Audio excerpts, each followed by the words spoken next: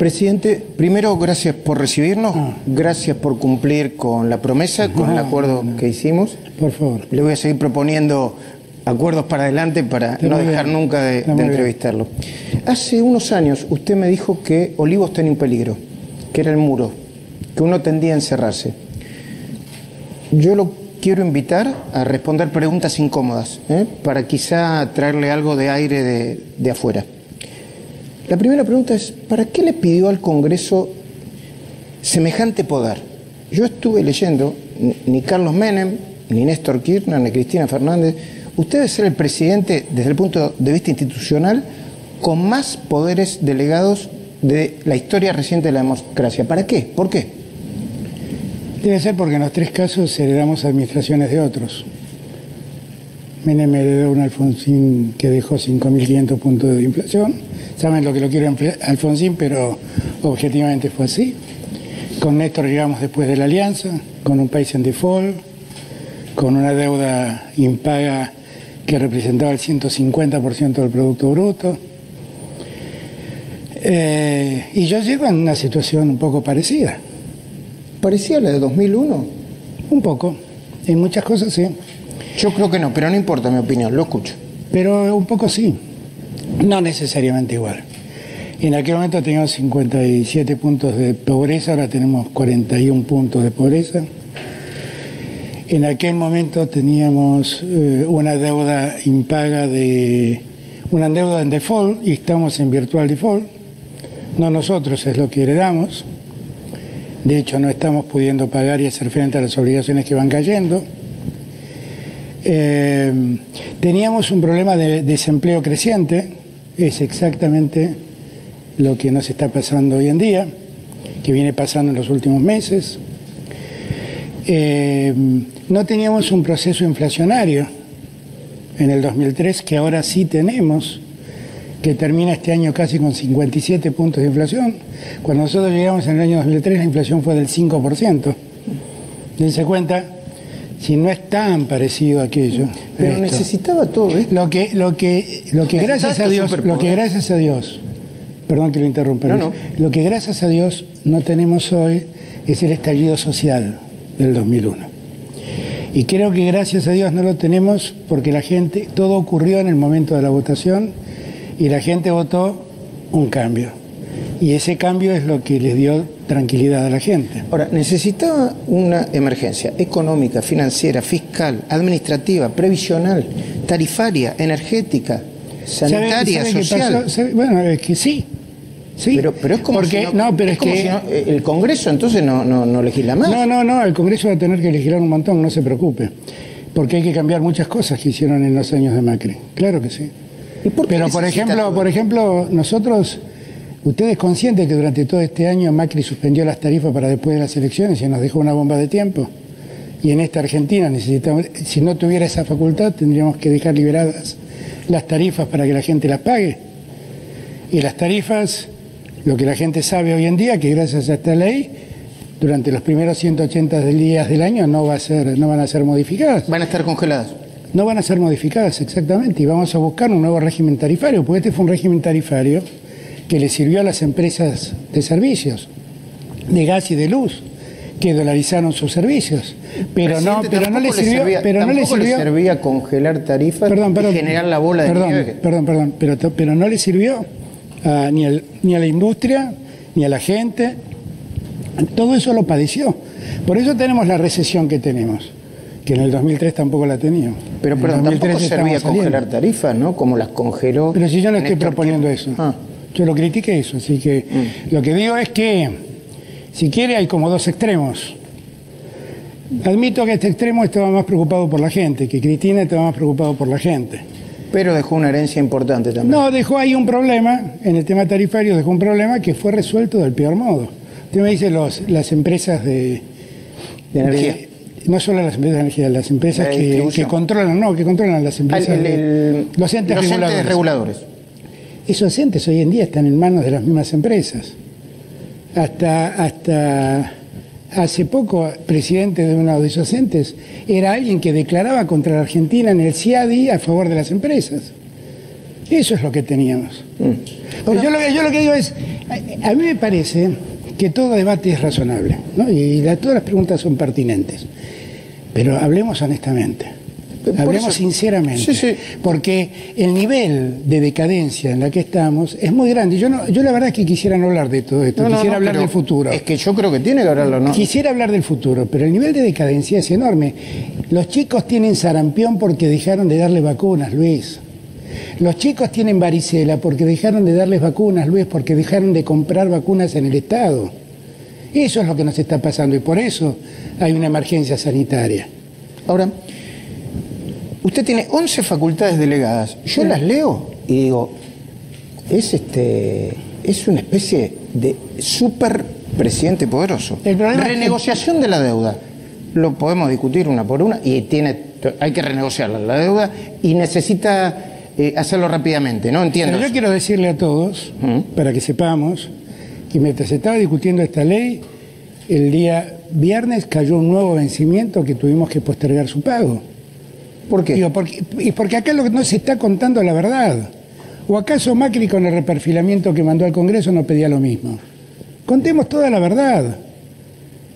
Acá lo que ha ocurrido es que en los últimos años la Argentina se endeudó en 2 años de un modo impactante, pero no solamente es que tomó mucha deuda que dijo pagar en muy poco tiempo y ahora caen los vencimientos y no hay cómo pagarlo. Bueno, la revisión de tarifas, la intervención de los organismos de control, la fijación de impuestos adicionales para bienes en el extranjero. Después, si quieren... No, yo eso no lo fijé, eso lo fijó el Congreso. Bueno, no, perdón, no es lo mismo. Pero son sus poderes. No son mis poderes, eso lo resolvió el Congreso, eso es lo que dice la ley. Todo el tema impositivo. Esto es para terminar también con la mentira de Cornejo. No se le pidió facultades para poner impuestos al Congreso, se le mandó impuestos para que el Congreso legisle sobre eso. Y dentro de esa ley de solidaridad y productividad en la emergencia económica hay artículos donde se crean impuestos. Por ejemplo, se corrige el impuesto a los bienes personales. Sí, a los bienes personales que si quieres podemos... Y se crea el impuesto a la compra de divisas. Puede emitir deuda, pero puede prorrogar las emergencias anteriores. O sea que usted termina la emergencia y usted se las puede prorrogar a usted mismo, la emergencia. Bueno, sí, pero usted sabe la dimensión, Luis, Yo tengo que confiar, yo lo considero un hombre democrático, lo conozco hace años, yo tengo que confiar en su estilo democrático, porque si quiere puede hacer lo que... pero cualquier cosa. No, usted, por ejemplo, está preguntando lo que se le viene en ganas. No. Y está bien. No, bueno, está muy bien. Mis dudas. Pero está muy bien. No tiene todo su derecho. Lo que quiero decir es, Luis, que hay cosas que yo siempre voy a respetar. Las facultades que me están dando es para administrar el caos. Es el caos. Yo quiero que lo entiendan. Es el caos. El lugar donde voy es un problema. Tema que tocamos es un problema. Y la verdad es que yo trato de evitar de hablar de esto, porque tengo la impresión que la gente lo que quiere es que hablemos de mañana. Y yo, si empiezo a hablar de la herencia recibida, llevamos ya 4 años hablando de la herencia recibida. No, por supuesto, yo creo que hay que hablar de mañana. Pero yo digo, ¿por qué dejó afuera el ajuste? Igual, sobre cómo yo ejerzo estas facultades voy a tener el control social. O sea, ustedes van a seguir escribiendo, van a seguir analizando cómo hago, la gente va a seguir emitiendo juicios sobre lo que cree, el que esté enojado lo va a decir, cuando me equivoque me lo van a reclamar. Yo espero no hacerlo, espero hacerlo de modo democrático, de modo institucionalmente correcto. Ese no es mi temor. ¿Por qué el paquete dejó fuera del ajuste el sacrificio y la solidaridad, que es la palabra que tiene? Por ejemplo, a los jueces, que siguen sin pagar ganancias. No los dejó afuera, estaban incluidos, pero resulta que vino la oposición a pedir que saquemos ciertos regímenes. Y entonces pidieron el tema de los maestros, el tema de los maestros lo pidieron los nuestros, el tema de los científicos que pidieron ellos, el tema de los militares que pidieron ellos. Entonces cuando empezamos a tocar 2 o 3 regiones dijimos saquemos todos y ordenemos. Y en este punto hay que ser muy precisos. Hay regímenes especiales pero que no son de privilegio. Y hay regímenes que son de privilegio. Yo diría que de privilegio en Argentina hay 2 solos. El de los jueces y el de los diplomáticos. ¿Y por qué no los quitamos? Los acabo de poner en extraordinarias para que lo tratemos puntualmente esos 2 casos. ¿Incluido el pago del impuesto a las ganancias de todos los jueces? El caso del impuesto a las ganancias es un caso adicional que tenemos que revisar. Pero usted está de acuerdo, ¿no? Porque la realidad es que los nuevos jueces ya están pagando ganancias. Y la realidad es que es un tema a discutir, de muy difícil discusión, porque lo que van a resolverlo son los que hoy no pagan ganancias. Es un tema de muy difícil solución, porque eso está dentro de la órbita, lo llaman derechos adquiridos, y los derechos adquiridos no se pueden tocar. Uno puede legislar para adelante, es muy difícil legislar para atrás en esta materia. La política. Vamos a la política. Todo el mundo dice, ¿por qué no hace una reforma del Estado para ajustar la política? Porque llegamos hace 10 días. Porque llegamos hace 10 días. Bueno, pero teníamos y en 10 días tengo que hacerme cargo de que la inflación pare, de pedirle a los laboratorios que dejen de subirle el sueldo, de ocuparme, sobre todas las cosas, de los que están pasando hambre. De eso nadie habla. Nadie habla que en Concordia repartimos las primeras 6.500 tarjetas, que significan 35 millones de pesos de consumo en Concordia, nuevo. De eso nadie habla. Tuve que ocuparme de la deuda, de lo que nadie habla, y que el viernes me cayó otro vencimiento. Deme tiempo, Luis. Llevamos 10 días. Llevamos 10 días, porque no es que nosotros... Pero digo, cuando ponen todo en un paquete... Sí. Ponen, por ejemplo... Yo quiero aclarar otra cosa también. Yo quiero aclarar otra cosa. Cuando me hablan del impuesto a la política, del gasto político. La verdad es que Macri eliminó el Estado. Lo eliminó el Estado. Por eso decía que iba a llegar a un 0,5 de déficit fiscal que no va a tener, va a ser mayor que eso. Con todo lo que dejó, con todo lo que eliminó gastos a diestra y siniestra. Pero usted me habla de los sueldos. Eliminó, entre otros, los gastos de las vacunas, por ejemplo. Eliminó gastos de un modo increíble. Los gastos de la legislatura, de las municipalidades. Bueno, eso es un tema para discutir. Es un tema para discutir. Yo no creo que sea. Eso es el funcionamiento de la democracia. Yo no creo que sea improductivo que funcione una legislatura. Yo creo que debe funcionar bien y de manera moderna. Ahora, si piden sacrificio, por ejemplo, el impuesto al sector productivo, a mí no me gustan mucho los conceptos. Sí. Creativos son solidaridad social y reactivación productiva. Es la verdad, es lo que queremos hacer. Solidaridad social es congelamiento de los saberes jubilatorios. Falso. Y reactivación productiva es impuestazo. Falso. Al sector productivo. Falso. Dos mentiras. A ver. Dos mentiras. Yo pregunto. La primera mentira, no hay ningún congelamiento a los salarios de los jubilados. Lo único que se cambió es el cálculo de actualización del sueldo de los jubilados. Se acabó. Eso se suspendió. No, eso se suspendió, pero eso no quiere decir que se suspendan los aumentos. Si en diciembre hubo un aumento, dimos 2 aumentos extras para diciembre y para enero, y en marzo va a haber uno nuevo. Sí, pero discrecional, el presidente, no por una fórmula votada por el Congreso. Es la fórmula que casi incendia la Argentina. Es cierto. Es la fórmula que empezó, por la que empezó el final de Macri. Es cierto, pero hay que cambiar la fórmula. Y es eso lo que vamos a hacer. Si esa es la facultad que me han dado. No me han dado la facultad para pero no aumentar. Pero ahora no está cambiando la fórmula. Pero si acabo de llegar... No estoy congelando nada, Luis. Acabo de aumentar las jubilaciones. Luis, en diciembre aumentaron. A la base. A la mini. No, las jubilaciones aumentaron para todos. El casi 9% aumentó para todos. Eso fue en diciembre. A las mínimas les dimos un adicional de 5.000 en diciembre y 5.000 en enero. Y en marzo va a haber un nuevo aumento para todos. Entonces...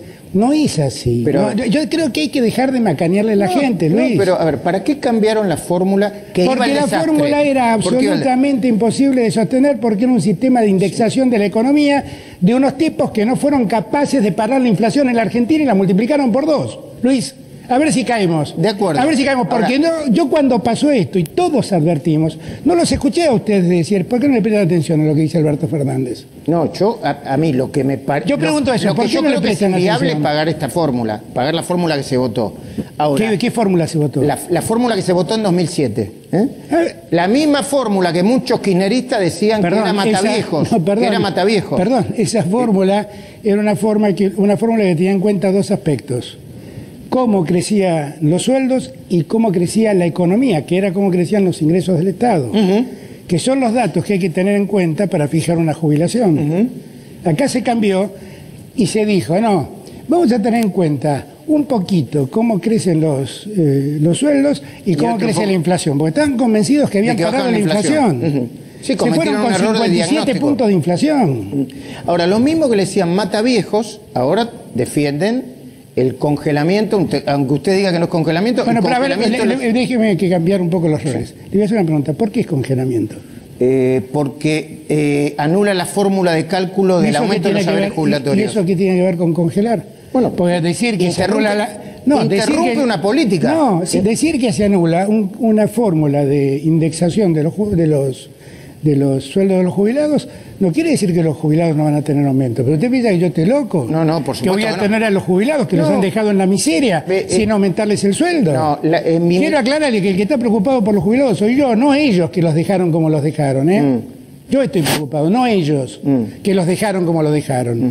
Por eso es que a mí me irrita lo que estamos hablando. Ahora, Alberto, ¿y cuándo se va a reformular esa ecuación para que tenemos 180 días? Ok.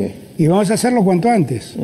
Pues no van a hacer la emergencia. No, yo no tengo ningún interés de tener discrecionalidad en una materia como esta, mucho menos. Pero tenemos que hacer las cosas sensatamente. Bueno, yo le hago una pregunta. Sí. Le hago una pregunta. ¿Cómo no? Resulta que nosotros llegamos y el mundo iba a explotar en 1000 pedazos y Maduro, éramos Maduro. Yo no dije eso. Y dijeron un montón de cosas. Sobre Maduro le tengo que preguntar porque... Pero ahora hablamos. Sí. Pero digo, dijeron un millón de cosas. Ahora nosotros lanzamos esta ley, damos la propuesta básica. Yo estoy de acuerdo, lo están haciendo para pagar la deuda y equilibrar el déficit. Perdón. Digo, presentamos el programa, presentamos un plan económico y resulta que todos los mercados reaccionan bien. ¿Saben qué vienen los mercados? Racionalidad. Solamente racionalidad. ¿Vieron que va a pagar la deuda? Ven que hay un programa de crecimiento para pagar la deuda. Porque además hemos dicho hasta el cansancio, y lo voy a cumplir, que no van a pagar la deuda a los sectores más desposeídos. No voy a dejar que eso ocurra. Con todo respeto, presidente, programa de crecimiento todavía no veo. Veo. Llegué hace 10 días, Luis. No, por supuesto. Veo que le puso un freno de mano, intenta poner un freno de mano a la caída de la economía. No, Luis. Desindexar la economía. No, Luis. Ustedes ven lo que quieren. No, por eso vengo a preguntar. Pero la verdad es que en la ley esta que nosotros aprobamos, paramos los aumentos de tarifas que Macri dejó suspendidos y se escapó sin tocarlos. Postergó todo para después de las elecciones. Si nosotros aplicamos eso hoy, se termina la economía argentina para muchos argentinos. Usted me dice del sector productivo. Le hemos dado a las pymes un plan para volver a reinsertarse en el funcionamiento de la economía increíble. ¿Con las moratorias? Sí, señor. Bueno, pero eso suponiendo que todas las pymes estén endeudadas. Yo le digo, un enorme número de pymes están endeudadas. Enorme número de pymes están endeudadas. ¿Pero qué van a tener que hacer? ¿Pagar una deuda prorrogada para eso? Con todo respeto. Pero es que esas pymes van a la quiebra, quiero aclararle. Bueno, sin eso van a la quiebra, presidente, Pero eso no es para crecer, Perdón, Luis. Es para aliviar. Perdón, Luis.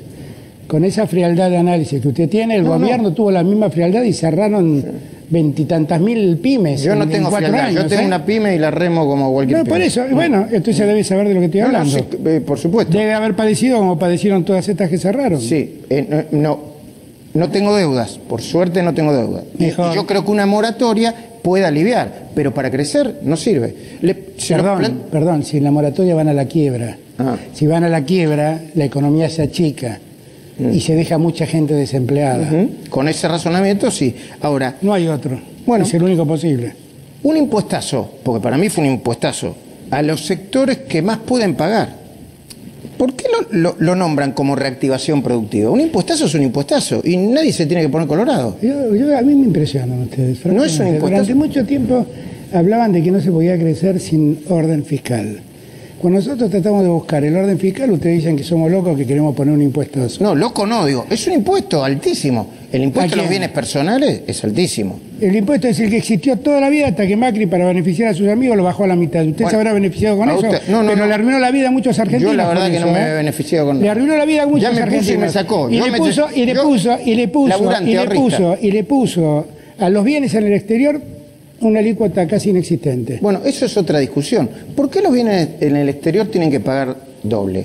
Se puede aceptar en el caso de las transacciones financieras. Ahora, el que tiene un departamento en el exterior paga... El que tiene recursos financieros en el exterior y viene a la Argentina paga lo mismo que la Argentina. Pero el que tiene dólares, el que tiene un departamento afuera no lo puede traer acá. ¿Por qué tiene que pagar doble? Porque es una manifestación de riqueza. Si usted tiene un departamento en Miami, sabe lo que cuesta. Sí, ¿cómo no, no lo tengo. No, digo, perdón. No, como me está preguntando, yo le digo todo. Lo que digo, si usted estuvo en el departamento en Miami, usted sabe, Luis, lo que eso cuesta mucho más que un departamento en Argentina. Sí, pero es como un castigo al que le va bien. No es un castigo al que le va bien, es pedirle al que le va bien que aporte más, que haga un esfuerzo mayor. Y no es un castigo, es... ¿Y el campo, que es el sector que es otro sector productivo? El campo, la verdad, lo único que hicimos fue actualizar lo que Macri dejó sin actualizar. Simplemente. ¿No vienen retención y esos 3 puntos extra? Esos 3 puntos los vamos a discutir, a ver cómo lo hacemos. Yo además tengo ganas, yo mismo dije que hagamos esta vez, yo aprendí de la 125, que esta vez segmentemos para que no todos tengan el mismo peso, para que el pequeño productor no se vea compelido a pagar igual que la cerealera. Yo todo eso lo he planteado. Sí, yo recuerdo una anécdota que usted estaba mirando, creo que acá, televisión, con Néstor Kirchner, y vio unos piquetes, ¿no? Sí. Y Néstor Kirchner le dijo que esa era la oligarquía del campo. Yo le dije, mira, eso es un pobre chacarero. Si eso es la oligarquía, ya les ganamos. Yo ese error lo aprendí. 2 veces no lo cometo. Entonces, por eso yo mismo incorporé en el texto, después de haberlo mandado, la segmentación para las retenciones. Ahora, las retenciones son muy importantes porque nos permiten hacernos de dólares que necesitamos para hacer frente a las obligaciones. Para lograr un equilibrio fiscal. Y empezar a pagar la deuda, empezar a ordenar la deuda. O sea que las retenciones son uno de los objetivos para pagar la deuda. Para pagar la deuda. Miren, una de las cosas que hay que entender, para que todos me entiendan, es que entre otras cosas lo que nos quedamos en Argentina es sin dólares. La Argentina se quedó sin dólares, Luis. Está bien. Eso pasó. ¿Y ahora? Termino. Sí. Yo lo veo muy propenso a hacerme preguntas, pero ténganme paciencia. La Argentina se quedó sin dólares.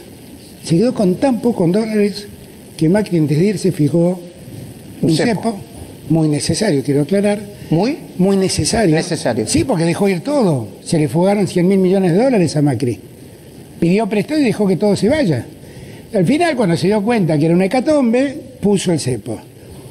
El cepo hoy en día permite comprar $100 por ventanilla y $200 por cuenta corriente.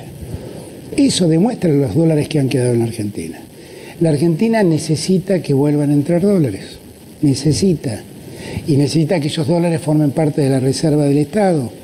Lo necesita, porque de otro modo es imposible pensar en hacer frente a las obligaciones que el Estado ha asumido. Ahora, Alberto, ¿no es cerrarse al mundo también? Porque yo lo escucho y digo, sí, evidentemente, tienen que traer más dólares de lo que salen, porque si no te explota. De ningún modo. No es cerrarse. No, de ningún modo. La gente que viaja para la gente que viaja para esparcimiento, que es básicamente el caso, no tengo ningún problema. Ahora, lo que básicamente el caso, hay mucha gente que viaja lo que tiene que saber la gente es que hoy en día el dólar es un bien escaso, muy escaso. No hay en Argentina. Como no hay en Argentina, tanto que le gusta el capitalismo y las reglas de mercado, como es un bien que falta, tiene que estar muy caro. Porque si no... Ahora, no es que el que importa insumos tiene que pagar ese impuesto para tener dólares. Es para que use $2 para viajar, para hacer turismo, para ahorrar en dólares, que además es una cosa que nosotros tenemos que terminar con esa práctica. Nadie ha hablado que la tasa de interés bajó 5 puntos más o menos. Nadie ha hablado de eso. Nadie ha hablado de eso. De eso no hablan. Dicen que congelamos las jubilaciones y es falso. Dicen que estamos digitando las tarifas y es falso. No, están congelando. No estoy congelando nada, estoy parando la pelota, Luis. Estoy parando la pelota. Lo congela por 180 días, eso es un congelamiento. No lo congelé, dije que en 180 días tengo que fijar. Eso es lo que dice. ¿Leyó la ley, Luis? Sí, la ley. Bueno, si la leyó, no dice eso. Dice que en 180 días debo fijar un nuevo régimen tarifario. Se lo voy a poner de otra manera. Si Macri hubiera hecho lo que hizo usted, ¿qué le iban a decir? Macri o saquemos a Macri, cualquier no peronista, iban a decir ajuste e impuestazo. Ajuste e impuestazo. Pero es que no es eso. Yo pregunto qué impuestos están pagando. Hemos solo ido sobre aquellos que están en mejores condiciones para poder pagar impuestos. ¿Y luego? ¿Qué impuesto mayor paga una pyme? ¿Qué impuesto mayor paga un trabajador? No, las pymes y otras empresas, los problemas que tienen, los problemas que van a tener, entiendo por qué lo hace. que cuando usted le impide a una pyme u otra empresa o le instaura una doble indemnización... Pero eso es falso, no diga una mentira más porque ya van 13. Pero no, déjeme terminar. La doble indemnización es para... Y además no miento, la doble indemnización es para los empleados que están empleados. Si usted nombra un nuevo empleado, no tiene doble indemnización. Entonces, explíquelo todo, porque si no, pareciera que... ¿Qué hicimos nosotros? Se lo planteo al revés. ¿Usted cree que esto qué parte del paquete genera crecimiento? Ahora, usted me podrá decir, mire que recién me estoy acomodando, pero ¿qué parte del paquete genera? Si vamos a dejar 100.000 millones de dólares en consumo, eso va a generar movimiento. Si se genera movimiento en un país que consume el 70% de lo que produce, eso va a generar producción. Si la producción aumenta, eso va a generar trabajo. La verdad que le contesto esto, que es una soncera, lo sabe el más tonto. Pero usted... Digo, se lo contesto porque me lo pregunta. La pregunta es, Luis, entendamos de una vez por todas en qué escenario estamos. Porque pareciera que este es un país de maravillas y que llegamos nosotros y dijimos, uy, qué crueldad, le ponen tarifas a la soja. ¿Le ponen impuestos a la soja? No, subieron las retenciones. Bueno, las acomodaron el aumento. Hablando de eso, ¿van a subir más las retenciones? ¿Van a subir más puntos? No puedo, porque me ponen un tope de 33 puntos. Usted y mismo 15 para el resto. Claro. En verdad lo único que estoy subiendo son 3 puntos. Digo, para no mentirnos más. 3 puntos, porque el resto lo puso Macri. Yo no subí nada. Los 30 puntos los puso Macri, yo no puse nada. Y lo único que estoy haciendo es darnos el derecho a subir 3 puntos más, que, con ciertas obligaciones. Por ejemplo, eso debe ir en parte destinado a un fondo. A un fondo donde se vea el desarrollo agropecuario, donde se tenga en cuenta la infraestructura. Creo que el otro tema era algo vinculado al hambre, al desarrollo social. O sea, no es que yo con eso no puedo pagar deuda, por ejemplo. Lo tengo que ocupar para el desarrollo. ¿Qué plan integral tienen para crecer? ¿Es este o esto es fijar las condiciones mínimas para poder desarrollarnos? No podemos seguir desarrollándonos en el isloque en el que estábamos, Luis. La verdad es que a mí me impresiona porque parece que se hubieran olvidado, diría Kirchner, paracaidistas belgas que llegaron recién a la Argentina y no se dieron cuenta de lo que está pasando en la Argentina. La Argentina tiene 41 puntos de pobreza. Sí. Tiene una desocupación creciente. Sí, la recibió. Si usted quiere... A ver, no es importante mi opinión, pero yo creo que Argentina tiene la herencia de la herencia. Mire, yo he sido muy crítico con Cristina y criticaba 3 temas de Cristina. No la contaba. Criticaba 3 temas de Perdón, Alberto, no la contaba la pobreza, manipulaba. Escribí escribí un artículo en el Diario de la Nación donde cuestionaba el ocultamiento de la pobreza. Entonces, no me diga eso. Pero en economía dijo 3 grandes problemas. Cristina, déficit fiscal, 1.8, hoy tenemos casi 6. Inflación, 23 puntos, hoy tenemos 57. Hay un lío con el déficit fiscal ese, porque algunos toman una cosa y otros toman otra cosa. Déficit primario. Yo tomo, ¿sabe qué? La presentación de los bonos que hacían Prat Gay y Caputo cuando en el año 2015 asumieron y fueron a pedirle plata al mundo. Tomo ese dato. Sí, pero no lo quiero interrumpir. Me decía 3 cosas. El tercer dato que yo... Bueno, la deuda externa no era un problema con Cristina. Éramos el país más desendeudado de la Argentina. No, la deuda era... La deuda, separar deuda externa e interna, la deuda es toda. La deuda total de la Argentina era 38 puntos del PBI. Era la deuda más baja de los países del mundo. Y era alta. ¿Cómo que era alta, Luis? Bueno, lo que dejó Cristina era una 38 puntos. ¿Sabe cuánta deuda había en moneda extranjera? 13 puntos del PBI.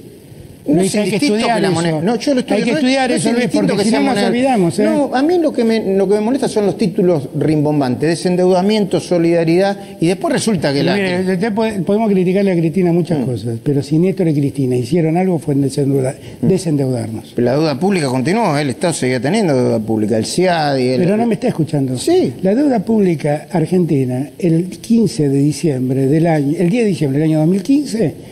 era 38 puntos del PBI. La deuda en dólares ese día en la Argentina era 13 puntos del PBI. ¿Y ahora cuánto es la deuda total? 95% del PBI. ¿Del PBI? 95%. Sí. Por supuesto es un problema. Sí. Y eso va a ir creciendo, porque van cayendo intereses que no estamos pagando y demás. Dos herencias, la de Cristina y la de Macri. Sí. ¿Cuándo empieza un plan integral para crecer? Ya empezó. Pero como te seguimos hablando del pasado, no podemos hablar del futuro, pero ya empezó.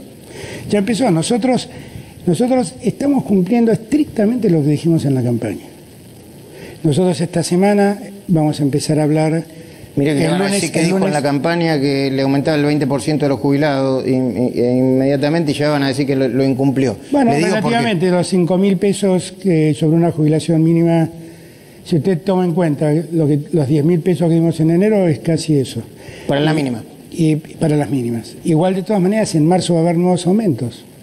Y lo que yo quiero es que dejen de perder como han perdido en los 4 años que pasaron. En 4 años Macri, en términos reales, hizo caer la jubilación un 20%. Y yo voy a garantizarles que ese 20% lo van a ir recuperando. Pero llevo 10 días, Luis. Entiendo. No llevo 10 años. Entiendo. Llevo 10 días, Luis. ¿Nos ubicamos? Sí. Llevo 10 días. Entonces, lo que nosotros necesitamos, de aquí en más, es ir organizando la economía. Nosotros hemos sentado las bases de esto que a Martín Guzmán le gusta llamar tranquilizar la economía. Tranquilizarla. Estábamos totalmente desbordados, en manos de alguien que decía que iba a hacer lo mismo, pero más rápido. Y todos sentían que estaban arriba de un colectivo manejado por alguien que aceleraba frente al precipicio. ¿Y ahora dónde estamos? Ahora estamos arriba de un colectivo que ha parado y ha girado. Y el precipicio se aleja. Ahora, ¿baja la inflación? Y bueno, es lo que estamos trabajando. Nadie habla, ustedes no hablan nunca de que los medicamentos han bajado el 8% y se va a mantener este precio hasta febrero. Sí, hay quienes dicen que se hicieron un colchón del 20 o el 30 antes de bajar el 8%. Que le permitió hacerlo Macri. Sí. Que le permitió hacerlo Macri. Cualquiera, que le permitió hacerlo Macri y que yo impedí que se lo perfeccionaran. Cualquiera, pero si hicieron un colchón del 20%... Lo mismo estoy trabajando con las alimenticias y con los supermercados. Lo mismo estoy trabajando. La ley de góndolas tiene el mismo sentido. Que dejen de acordar los supermercados con poner en los lugares de privilegio a los precios más caros y mandar al escalón de abajo los que más le conviene comprar a los argentinos. Ahora, 10 días llegó. No, está bien. Nosotros necesitamos volver a hacer que la Argentina consuma para que la Argentina vuelva a producir. Y produciendo vamos a tener más trabajo. Presidente, así como puso la doble indemnización para evitar más despidos, ¿no podía poner en ese acuerdo económico y social una invitación a los sindicatos para que cambiaran la cláusula la cláusula que permite revisar los convenios de ultraactividad? Todos los convenios son revisables. No, si tiene una cláusula de ultraactividad... No, pero eso en todo caso lo que dice es que la ultraactividad lo que permite es regir para lo pasado. No se necesita modernizarlo. Pero yo creo que eso ya no existe más, se lo digo con toda franqueza. O sea, no existe más que, perdón. Porque en la negociación eso no se está permitiendo. No se están permitiendo que los acuerdos rijan para el pasado. Se permiten que los acuerdos rijan para adelante. Eso por ahí es una regla que quedó escrita en algún convenio. Pero yo lo que quiero decirle, Luis, es que los convenios son la herramienta ideal para que trabajadores y empresarios entiendan cómo deben colaborar para poner en orden también ellos la economía. No se trata de cuánto piden los trabajadores. Yo creo que la mejor Argentina es la que le dio derechos a los trabajadores. Pero cuando esos derechos se convierten en privilegios empieza a ser un problema. Ahora, esos privilegios se resuelven en una negociación colectiva. ¿No es pasarse de la raya plantear al sector privado que usted le diga al sector privado cuánto tiene que aumentar? Pero yo no lo voy a decir, le voy a decir cuál es el mínimo. Lo que voy a plantear es fijar un piso, para que no haya un exceso del sector privado. ¿Y cuál va a ser ese piso? No lo sé, tenemos que hablarlo. Yo tengo reuniones con el sector privado, mañana me reúno con el campo, después tendré reuniones con otros sectores. Hablo permanentemente con empresarios. Yo estuve días atrás almorzando una EA, hablo permanentemente con el sector empresario y también con los que trabajan. ¿No le parece demasiado sugestivo, usted que tiene capacidad de análisis, que todavía no tiene... 10 días, ¿no? Yo digo 10 días, hoy cumple 10 días, lo tengo claro.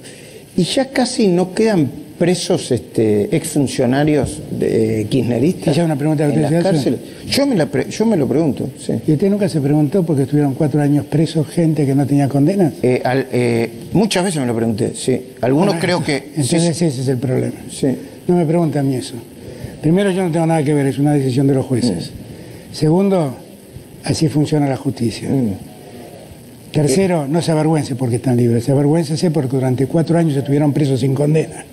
Eso debería darle vergüenza. Yo no me avergüenzo, yo quiero saber cómo funciona la justicia. No que los liberen...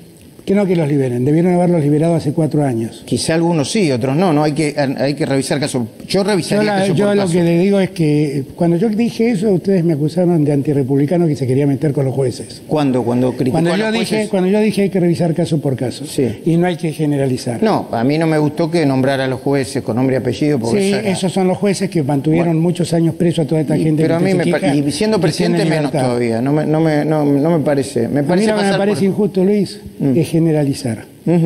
La justicia federal funciona mal, pero no todos los jueces federales funcionan mal. Algunos jueces federales han hecho este tipo de cosas.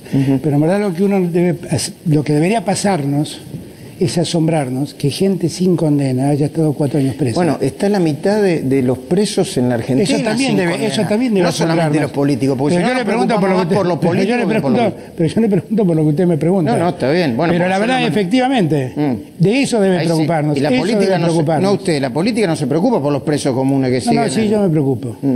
Yo me preocupo. Si usted estuvo el día en que le hicimos un homenaje a Esteban Rí en la Facultad de Derecho. No estuve, pero sé el contenido, sí. Ahí yo dije que Esteban siempre nos decía que un Estado se mide por el modo en cómo trata las cárceles y cómo trata a los presos. Y finalmente un Estado es más de derecho o menos de derecho si uno tiene en cuenta eso. Yo me voy a ocupar de eso. ¿Por qué puso en la AFI una interventora? Primero voy a hacer esta aclaración. Creo que fue una muy buena jueza en el caso... Fiscal. Una muy buena fiscal en el caso de Mariano Ferreira. Yo he seguido ese caso y fue impecable. He leído el expediente, fue impecable. Pero ¿por qué puso a intervenir en la AFI una interventora, Cristina Camaño, que se reivindica como una mujer de la justicia que apoya un proyecto partidario? Porque la verdad, ella en verdad no apoya un proyecto partidario. Ella es parte de un movimiento dentro de la justicia que en todo caso, si quiere, tiene una mirada de país parecida a la nuestra. Ahora, ¿y los que están en la Asociación de Magistrados cómo es? No sé, yo por eso no los conozco. ¿Qué es lo que hacen? Que ustedes solo miran justicia. No, si afectan los dictámenes y la decisión está mal. Si afectan claramente, sí. Pero yo escuché decir... Yo ya tuve varios problemas con la Asociación de Magistrados. Pero empezó diciendo, con toda razón, que Cristina Camaño era una gran fiscal. ¿Sí? Es una gran fiscal. ¿Qué tuve en cuenta de Cristina Camaño? Su honestidad intelectual, su capacidad y su coraje. Eso es lo que hace falta para hacerse cargo de la AFI. ¿Y de Félix Kraus? Félix Kraus es un extraordinario fiscal, de una conducta impoluta, al que nadie puede imputarle nada, salvo ser de justicia legítima, que eso parece ser muy grave. Así como Laura Alonso era una titular de una oficina anticorrupción identificada con un partido político, Félix Kraus también. Félix Kraus nunca se enamoraría de mí. Y Félix Kraus es un abogado. Y Félix ¿Qué quiere decir? ¿Que Laura Alonso estaba enamorada de...? No lo dije yo, lo dijo ella. Y Félix Kraus... ¿Dijo que estaba enamorado de quién? ¿De Félix Kraus? Sí, no importa. Y Félix Kraus va a actuar con total autonomía. He dispuesto que la Oficina Anticorrupción no dependa más ni del Ministerio de Justicia ni de la Presidencia. Y que funcione con total autonomía. Y voy a darle todos los recursos que necesite para que de una vez por todas terminemos con este tema. ¿Quién se hizo cargo? No un licenciado en Ciencias Políticas, un fiscal de la República, sobre quien no pesa ninguna mancha. Ninguna mancha. Ahora, si la mancha es que es de justicia legítima, bueno. Mire, capaz que si nombraba uno de la Asociación de Magistrados, me diría, no, pero ¿cómo nombrás uno de la Asociación de Magistrados? Y si nombrara uno de la Asociación de Fiscales o de los... ¿Cómo se llama esta organización nueva que es de los jueces federales? Me dirían, no, pero es esa organización. ¿Vio la película Tierra Arrasada de Tristan Bauer? Vi partes, no la pude ver entera. Con todo respeto, me pareció muy grieta, muy... Es una mirada. Sí, es una mirada que no... Debo confesar que es muy parecida a la que yo tengo. Ajá, pero no ayuda, no ayuda. No, pero lo que creo es que no hay que seguir mirando para atrás, pero es una mirada. También quiero decirle, leo todos los días editoriales que no ayudan, ¿eh? Todos los días escucho editoriales que no ayudan. ¿De acuerdo? Ahora, es una mirada sí, que íntimamente me parece una mirada... Sí, lo que pasa es que es la película del ministro de Cultura, no es una... Es una mirada, bueno, a mi juicio, bueno, pero él es un cineasta antes de ser ministro de Cultura. Sí, un cineasta, con todo respeto, militante, un cineasta militante. Bueno, que todo lo que piensa con nosotros, y lo que estaban con, lo que todos que aplaudieron a Macri no eran militantes. No, los que apoyaron a Macri serán militantes de Macri, sí, y está mal también. ¿Qué sé yo? Pero nadie los escucha decir que son militantes. No, bueno. En el caso de Tristán Bauer es mi mirada. Una de las cosas que hay que hacer es terminar con estos preconceptos. Sí, para superar esa grieta que a usted y a mí nos preocupa. ¿Cuántos 10 días hace que usted no sabe en 10 días la paciencia que estoy teniendo? Y mucho, me imagino, no soy importante. No, y le creo, y hay que terminar con esa locura. Ahora, esto es la mirada de un muy buen cineasta, que es Tristán Bauer, que yo quiero serle franco, es una mirada que yo comparto. Después podemos discutir si tiene sentido o no en este momento mostrar tan descarnadamente lo que nos ha pasado. Pero quiero ser también justo. Es tan descarnado como muchos editoriales y muchas cosas que escucho por radio y miro por televisión. ¿De quién? Dígalo. Si no de un montón de periodistas. Me pongo nombre y usted dice que hago nombres. No hacemos nombres. Pero de un montón de periodistas. Que hacen... Mire, hoy me cansé de leer artículos que decían que congelamos las jubilaciones. ¿Dónde congelamos las jubilaciones? La fórmula se congeló. No se congeló, la fórmula se suspendió. Bueno, es un concepto, se suspendió. Pero no es lo mismo, porque si usted dice van a congelar los sueldos de los jubilados piensan que hasta junio nadie le va a reconocer un aumento, y no es verdad. En diciembre lo tuvieron, en marzo van a tener otros. Y para junio espero que haya una nueva fórmula que se aplique automáticamente. Otro informe de Bachelet contra la dictadura de Maduro en Venezuela se conoció en las últimas horas. ¿Cuál es su mirada sobre eso, si tuvo oportunidad de verlo? No pude verlo. Pero la verdad es que eso nos preocupa. Claro que nos preocupa. Nos preocupa eso, nos preocupa todo avasallamiento al Estado de Derecho, nos preocupa. Nos preocupa. También nos preocupa lo que está pasando en Bolivia. También nos preocupa lo que está pasando en Chile. De todo eso se habla menos, pero también nos preocupa.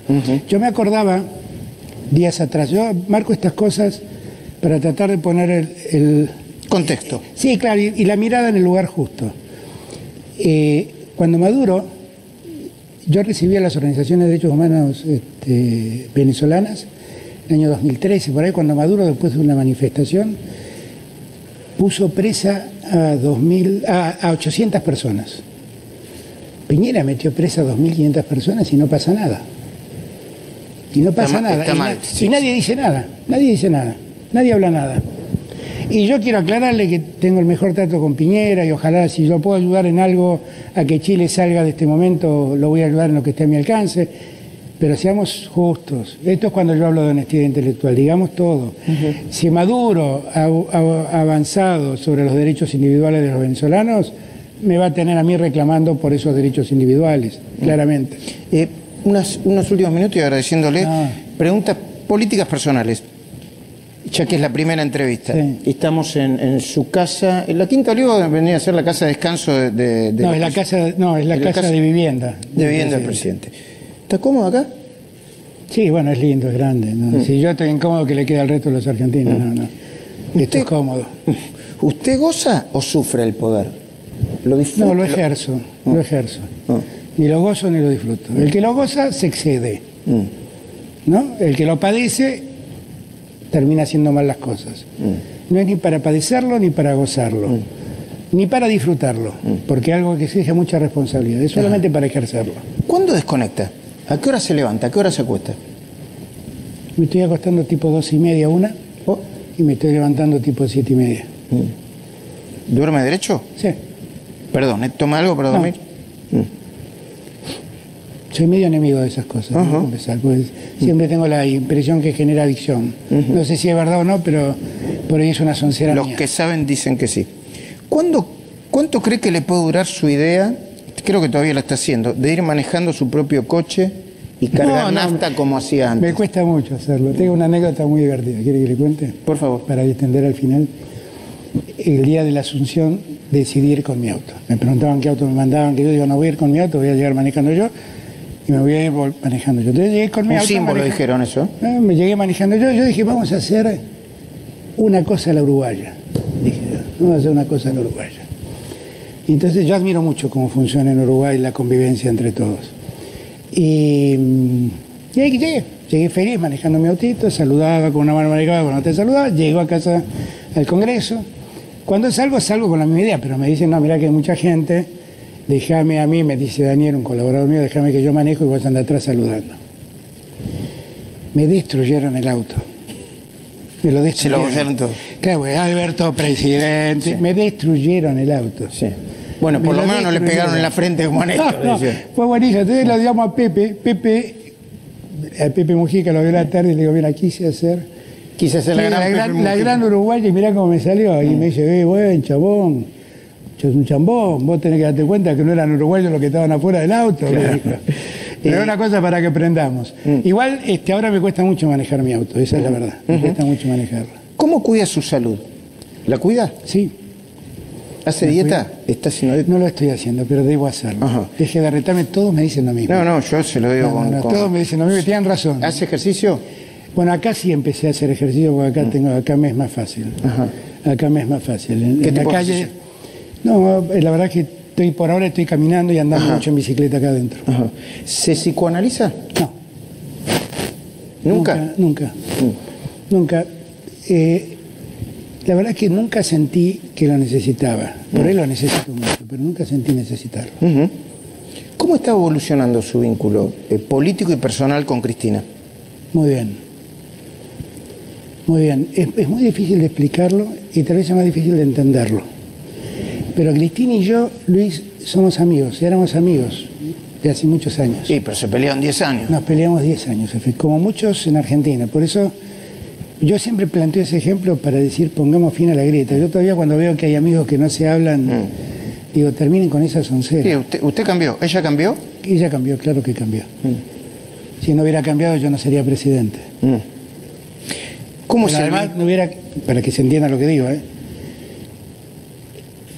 ella estuvo muy enojada conmigo. Y fue ella la que me propuso ser presidente. Y ella cambió, claro que cambió. Cambió, no cambió en sus ideas, no cambió en sus convicciones, pero sí creo que ella ayuda mucho a que las cosas se hagan preservando la situación de los que menos tienen, cuidando a los que menos tienen.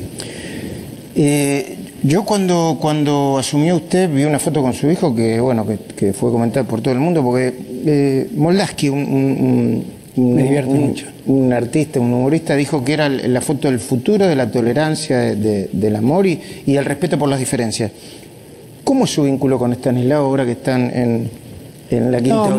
Muy bueno. No ha venido todavía Estanislao acá. Amenazó con no venir, no tiene muchas ganas. No ha venido, se me está escabullendo. No, pero bien, no, estamos muy bien. Bueno, es mi hijo, lo adoro, lo amo, como al hijo de todos nosotros. Y lo tiene que cuidar ahora que es presidente. Lo cuido mucho. También tiene que cuidarse él, porque finalmente es un hombre joven, tiene su vida, tiene que hacer su vida y tiene que también él saber cuidarse. Le agradezco mucho que me haya recibido. Gracias por cumplir la promesa. Se acuerda que tiene una que es de marzo, ¿no? Principio de marzo. ¿Ya la estoy tomando? Y la tomamos las dos juntas. Y yo me acuerdo. Bueno, cuando en marzo aumentemos a los jubilados, ahí hacemos de vuelta a la reunión y ahí ya habrá verificado que no hay que no había congelamiento. Yo creo que todo el mundo quiere que le vaya bien, Alberto. Todos queremos que nos vaya bien. Y espero que podamos seguir teniendo las diferencias que tenemos y plantearlas con así. Yo lo que creo es que el problema, si hay algo contra lo que siempre luché en democracia, es contra el discurso único. Eso es lo peor que nos pasa. Encerrarnos es lo peor que nos pasa. Y inclusive discutir y debatir con vehemencia está bueno, si eso no pierde el respeto. No hay que asustarse. No hay que asustarse. Perdón, ¿está la cámara ahí? ¿Ahí? Faltan unos días para Navidad. Si usted quiere dejar un mensaje, debe tener muchas herramientas para dejar un mensaje, pero si lo quiere dejar por acá. Pero es una buena herramienta. A todos los argentinos que estén tranquilos, que la verdad hemos parado el colectivo que iba camino al precipicio. Que yo estoy seguro que algunos no están contentos porque hubieran querido no tener que aportar más. Y bueno, se les tiene que pedir un poquito más de ayuda porque hay muchos argentinos que están en el pozo de la pobreza y de ese pozo debemos sacarlos. La verdad es que ocupándonos de esos argentinos vamos a hacer una mejor sociedad todos nosotros. Cuando yo insisto en el plan contra el hambre, insisto en que todos trabajemos para terminar contra el hambre, pues bien, para terminar con el hambre, perdón, lo que estoy diciendo es, yo no quiero que ese sea un plan de Alberto Fernández, quiero que sea un plan de la sociedad.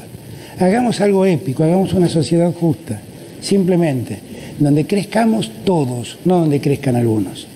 Y yo estoy seguro que lo podemos hacer.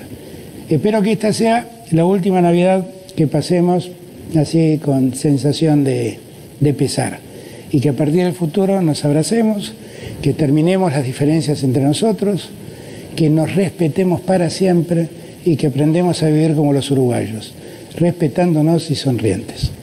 La mejor Navidad y el mejor Año Nuevo para todos ustedes.